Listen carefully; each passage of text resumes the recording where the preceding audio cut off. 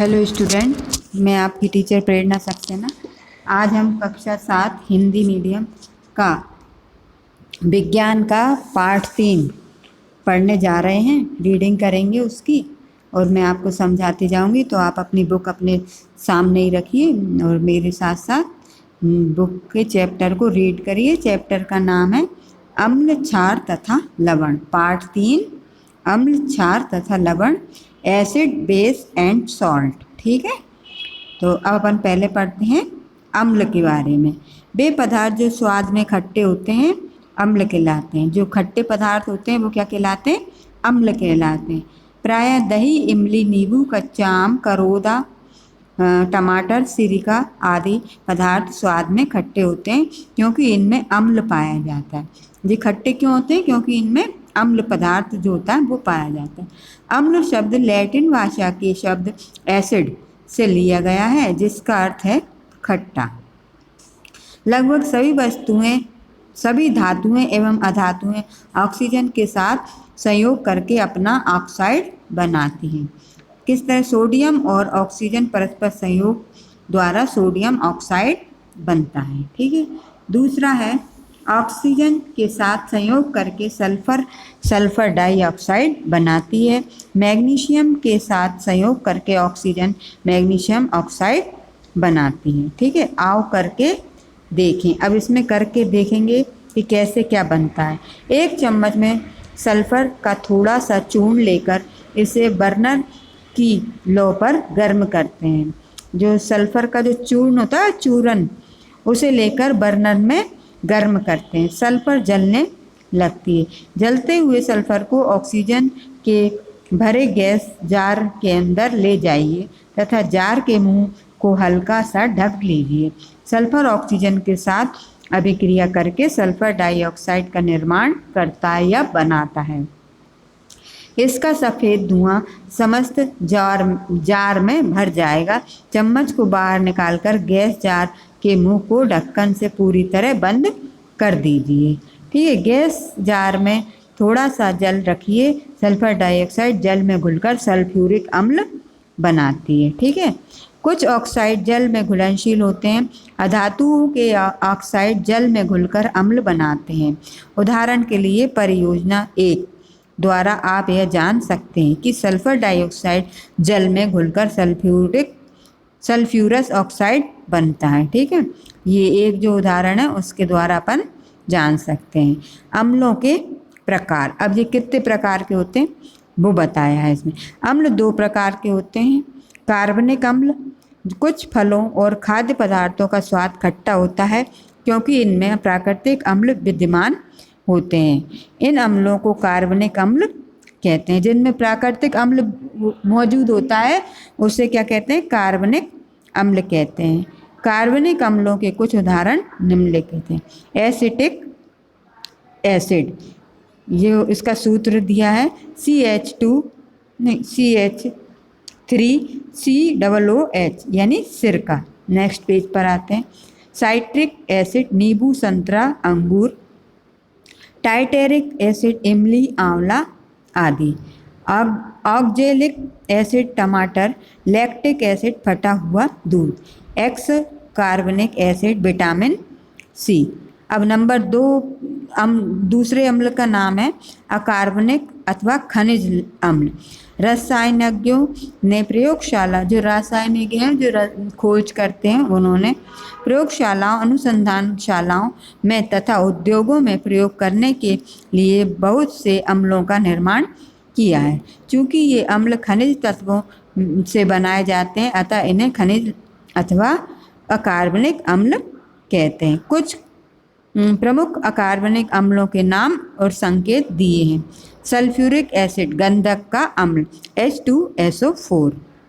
ठीक है, संकेत है उसका क्या है? H2SO4। दूसरा है नाइट्रिक एसिड, शोरे का अम्ल, HNO3। हाइड्रोक्लोरिक एसिड नंबर 3 पे है, नमक का अम्ल, तो HCl। ठीक है, ये अम्ल अत्यधिक संधारक होने के कारण त्वचा, वस्त्रों तथा धातुओं आदि का क्षय करते हैं। अकार्बनिक अम्लों को कभी भी छूना या चखना नहीं चाहिए। अम्लों में हाइड्रोजन की उपस्थिति। अम्ल वे यौगिक हैं जिनमें प्रतिस्थापनीय हाइड्रोजन विद्यमान होती है। उदाहरण के लिए गंधक के अम्ल H2SO4, शोरे के अम्ल HNO3, नमक के अम्ल HCl, कार्बनिक अम्ल H2CO3, एसिटिक अम्ल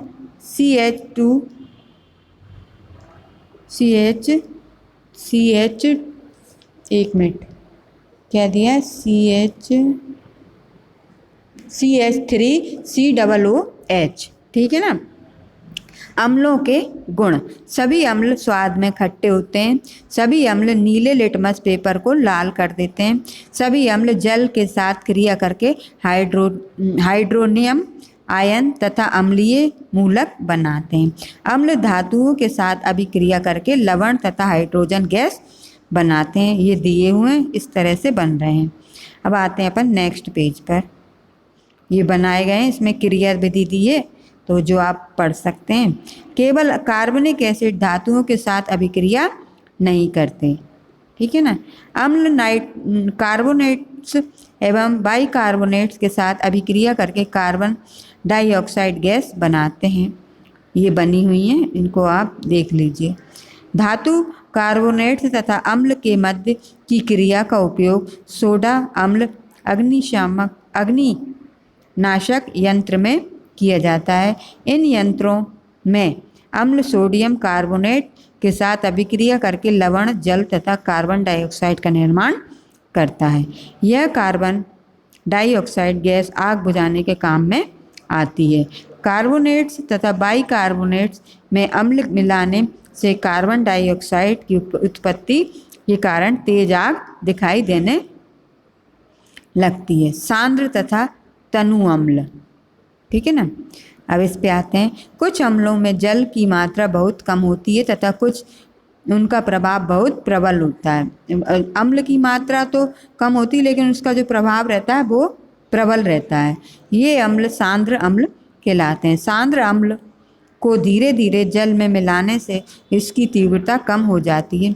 सांद्र अम्ल में पर्याप्त मात्रा में जल मिलाकर उसे निरंतर हिलाते रहने से यह तनु अम्ल बन जाता है। तनु अम्ल अधिक प्रबल नहीं होता। प्रयोगशाला में नमक तथा गंधक के अम्ल आदि सांद्र तथा तनु दोनों में उपलब्ध होते हैं। अब जो क्रिया विधि दी है आओ करके देखें। तो इस तरह से इसका चित्र भी दिया हुआ है और क्रिया विधि दी है। एक परख नली में थोड़ा सा कैल्शियम कार्बोनेट लेकर उसमें 2 मिली तनु HCl डालिए। आप क्या देखेंगे, आपको तेज झाग बनती हुई दिखाई देगी। यदि निकलने वाली गैस को चूने के पानी से गुजारा जाए तो वह दूधिया हो जाता है, ठीक है ना।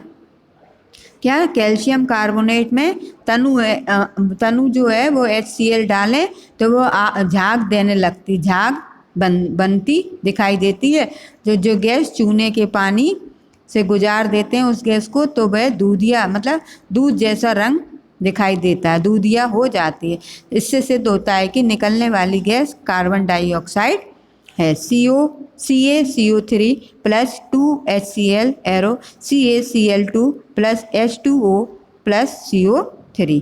अतः अम्ल जब कार्बोनेट्स या बाइकार्बोनेट्स के साथ अभिक्रिया करते हैं तो तेज झाग के साथ कार्बन डाइऑक्साइड गैस उत्पन्न होती है, ठीक है ना। ये हो गई अपनी ये चैप्टर है इसका आज इतना हो गया। अम्ल, क्षार तथा लवण, इतना आपको समझ में आ गया ना। इस क्रिया विधि को आप समझिए, पढ़िए। इसके बाद अपन नेक्स्ट वीडियो में फिर मिलेंगे। तब तक के लिए थैंक यू।